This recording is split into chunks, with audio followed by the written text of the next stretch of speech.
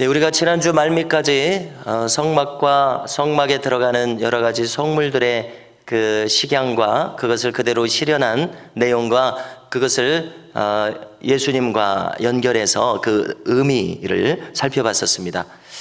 그리고 나서 이제 토요일 본문과 주일 본문, 오늘 읽은 출애굽기 29장 앞부분입니다. 앞부분의 내용은 제사장에게 위임식을 행하는 그런 내용입니다. 그래서 오늘까지 이어지는데요.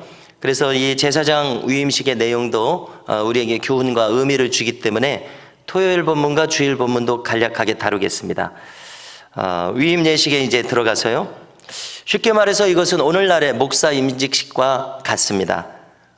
오늘날 목사 임직식은 어떤 식으로 이루어집니까? 이렇게 노예 일정이 다 빠듯하게 있는 가운데 하루에 하는 노예가 있고 이틀에 하는 노예가 있는데 평북 노예 같은 경우는 이틀에 하면서 두 번째 날 오후 1시쯤에 하고 있습니다. 요즘 이제 팬데믹 때문에 또 축약해서 하루를 하지만은요. 그래서 이 목사 임직식이 한 2시간 정도면은 다 끝나는 것을 알 수가 있습니다. 자, 그런데 오늘 그 모세 시대에 성막에서 복무할 아론과 그의 아들들이 아론의 직계 아들들이 제사장 아닙니까? 아론이 대제사장이고요. 이들에게 어떤 식으로 위임식을 했는지를 우리가 살펴보게 되는 것입니다. 자, 첫 번째로 이 위임식에 필요한 것은 아주 간략하게 나눈다면은 머리에 기름을 붓도록 되어 있습니다.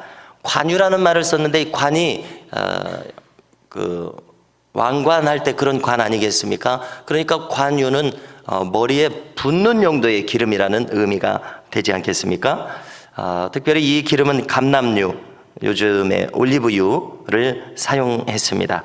그래서 머리에 부어서 이렇게 흘러내리도록 했고요. 두 번째로는 수송아지를 잡아서 속죄제를 드립니다. 자, 이 성막에 대해서 자세히 연구한 이 목사님들이 주는 정보에 의하면은 갓 태어난 송아지 같은 느낌이 들지 않습니까? 그렇지 않고 수송아지라고 하는 것은 가장 건강하고 가장 젊은 소를 가리킨다는 것입니다. 1년 된 소가 가장 젊고 건강한, 최고로 빛날 때, 최고로 건강할 때, 싱싱할 때 이걸 가리킨다는 것입니다. 그래서 아주 건장한 수소인데요. 그래서 이 건장한 수소, 가장 건강한 수소가 어느 정도 가치가 나갈까 하고 제가 검색을 해봤더니요. 좋은 수소가 1,000만 원 내외로 거래가 된다는 것을 찾을 수가 있었습니다. 정말 그 큰 가치가 있는 것은 2,000만 원까지도 가고 1,200만 원까지도 가고 그러는데요. 그렇지 못한 것은 1,000만 원 미만인가 봅니다. 아무튼 좋은 소가 1,000만 원 정도 이렇게 가치가 나갑니다. 자, 그렇다면 우리는 무엇을 할 수 있습니까? 제사장 한 사람을 위임하기 위해서는 그 제사장을 위해서 수송아지 한 마리를 드리는데 일주일 동안 매일 드리도록 했습니다. 그러니까 이 제사장을 위임하는데 막대한 비용이 들고 있는 것입니다. 그만큼 이 제사장은 귀한 자원인 것을 알 수가 있습니다. 오늘날로 생각해 본다면 목회자가 얼마나 귀한 존재입니까? 우리가 평생 신앙생활을 하면서 목회자를 잘 만난다면 이것처럼 복된 일이 없을 것입니다. 가장 큰 복 중에 복일 것입니다. 왜 그렇습니까? 천국길의 안내자가 되니까 귀한 것이죠.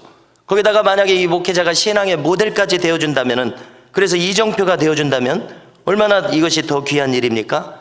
그래서 이제 저로서는 이 귀한 말씀에 비추어 볼 때 항상 부족하고 무익한 종이라는 생각을 가지게 되고, 동시에 참 종이 되어야 되겠다, 이런 열망을 동시에 가지게 됨을 느낍니다.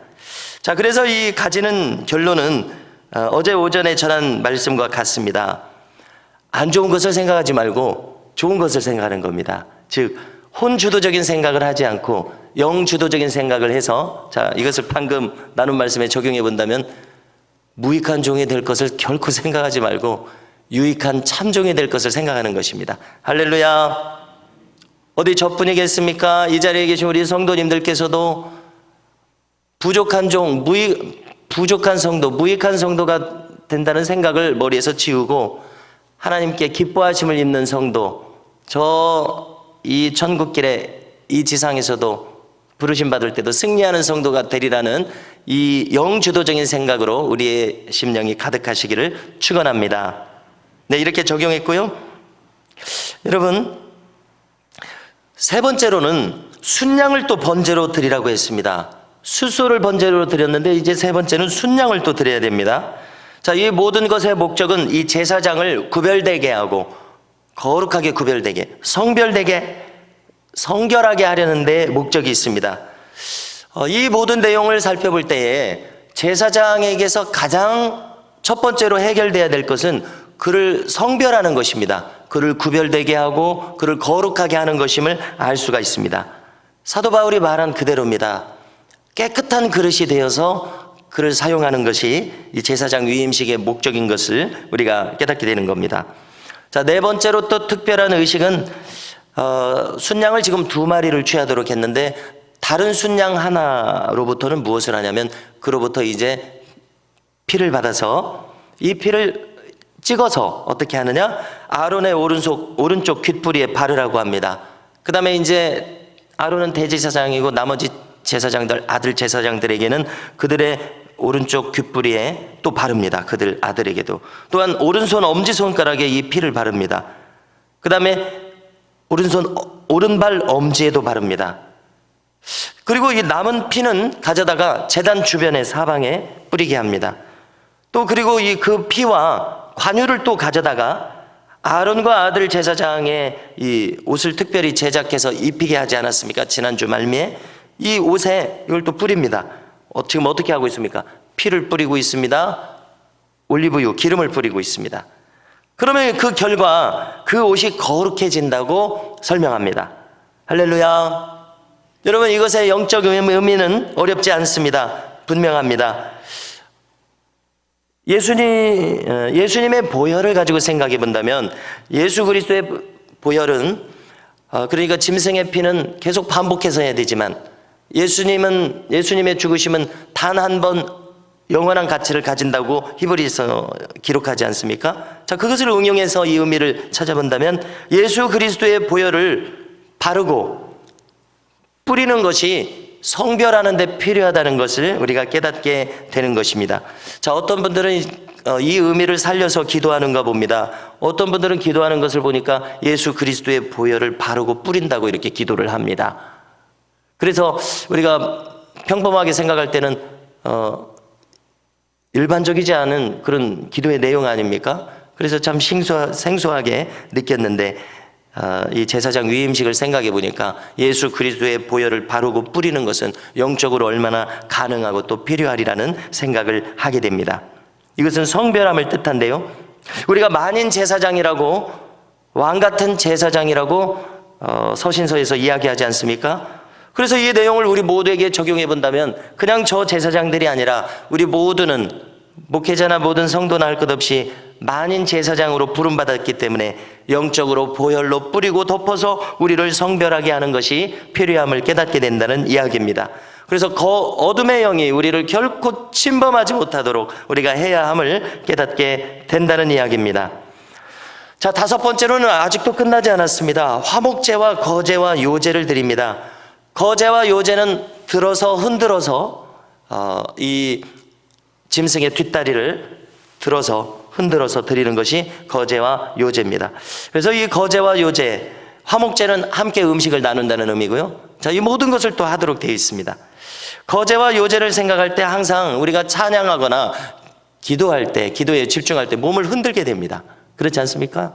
좌우로, 앞으로 몸을 흔들게 되는데 꼭 그것을 저는 떠올리게 됩니다. 집중해서 하나님께 나아갈 때 그런 현상이 우리의 몸에 발생하고 있는데요, 이렇게 하나님께 다 드리는 의미로 이런 것을 하라고 이렇게 이야기하고 있습니다. 이 제사장 화목제의 이 위임식 제물을 7일 동안 제사장들은 성막에 머물면서 먹으라고 합니다. 제사장들이 먹고 마시고 입는 이 모든 것들이 성별되어야 한다고 가르쳐주고 있습니다. 자, 이렇게까지 다룬다면 이제 오늘 본문으로 들어오게 됩니다. 오늘 본문에서는 무엇을 말씀하는가 하면요, 이 제사장 위임식을 무려 7일 동안이나 행하도록 합니다. 그리고 매일 이 숫소죠. 숫소로 속죄제를 드릴 것을 명합니다. 매일 속죄제를 드리라고 합니다. 그 다음에 여기에 이 제단에 대한 내용까지 나오고 있습니다. 우리가 성막을 들어간다면은 넓은 마당에 이 성막 뜰 안에 제단만이 둥그렇게 이제 있을 것입니다. 가로 세로 2.5m였죠. 10규빗씩, 5규빗씩이요. 그런데 이 제단에도 7일 동안 속죄 의식을 행하라고 하는데요. 그렇게 함으로써 이 제단에 접촉하는 모든 것, 제단에 접촉하는 존재들은 제사장들과 그 다음에 번제로 태워지는 이 짐승들일 것입니다. 이 모든 것이 거룩해진다고 이야기합니다. 자, 그 다음으로는 이제 제사장의 임무를 이야기합니다. 제사장 위임식과 별도로 제사장의 중요한 임무로 무엇을 거론하냐면요, 제사장은 매일매일 조석으로 제사를 드려야 한다, 이렇게 이야기를 합니다. 자, 늘 드린다고 해서 과거 개역 성경에는 상번제라고 기록했습니다. 매일 늘상 드린다는 의미이죠. 그래서 매일매일 1년 된 어린 양 2마리를 아침에 1마리를 드리고 저녁에 1마리를 드립니다. 그리고 여기서 끝나지 않고 곡식가루로 드리는 제사를 소제라고 하지 않습니까? 소제를 곁들여서 드립니다. 그 다음에 이 제사의 마지막 마무리로 포도주인 전제를 부어서 곁들여서 드립니다. 자, 소제는 항상 제가 기회가 있을 때마다 나누고 있습니다만은 감사 예물을 의미하고 있습니다. 소제를 드리려면은 소제의 의미는 이 번제를 받아주시니까 감사하다는 감사의 의미가 들어있고요. 그 다음에 소제를 준비하려면 곡식가루를 일주일 내내 준비를 해야 함을 깨닫게 됩니다. 뚝딱하고 준비가 되지 않지 않습니까?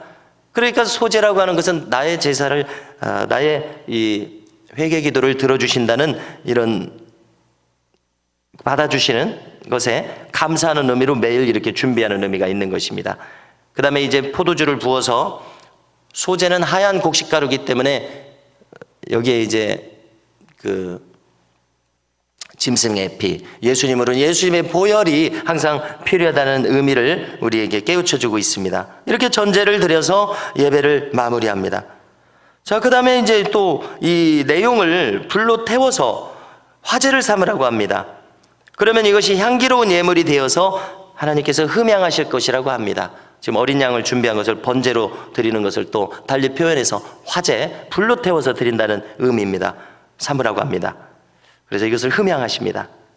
이렇게 대대로 회막문 안, 즉 회막들 안에서 번제를 드리라, 이렇게 이야기합니다.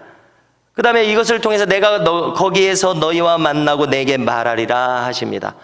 과연 이것이 오늘 우리에게 지금 적용해 본다면 이 새벽에 우리가 하나님께 지금 기도회로 모여서 예배를 드리면서 하나님과 교통이 이루어지는 시간 아닙니까? 정말 주님께서 말씀하신 그대로입니다. 자, 오늘날 이 목회자뿐만 아니라 만인 제사장 시대입니다. 신약 시대는요. 그래서 정확하게는 세상 사람까지 이야기하는 것은 아니고 믿는 사람들 전부 만신자 제사장입니다. 만신자 제사장 시대에 모든 성도들이 매일 이렇게 상번제를 드리는 의미를 적용할 필요가 있음을 깨닫게 됩니다. 그러니까 목회자뿐만 아니라 모든 성도가 이렇게 새벽에 모여서 새벽 기도회로 말씀을 상고하고 기도하며 예배하는 것이 이 상번제의 의미가 있다는 이야기를 드리는 것입니다. 그러니까 매일 새벽 기도회 혹은 매일 성경 묵상 개인 경건 시간을 통해서 우리가 하나님께 나아가야 함을 알게 되는 것이죠. 자, 뿐만 아니라 저의 경험을 돌이켜보면 이제 어렸을 때 고등학교 1학년 때 처음으로 이제 목사님이 담임 목회자로 저희 교회에 왔는데요. 자, 가만히 보니까 이제 교회하고 집 거리가 한 200m도 안 되기 때문에 거의 교회에 가서 노는 시간도 많이 있었죠. 저녁 때 보니까 새벽 기도회 때만 이 목사님 사모님이 기도하시는 것이 아니라 저녁 시간에도 이렇게 얼마큼 기도하시는지는 모릅니다. 1시간 하시는지 2시간 하시는지.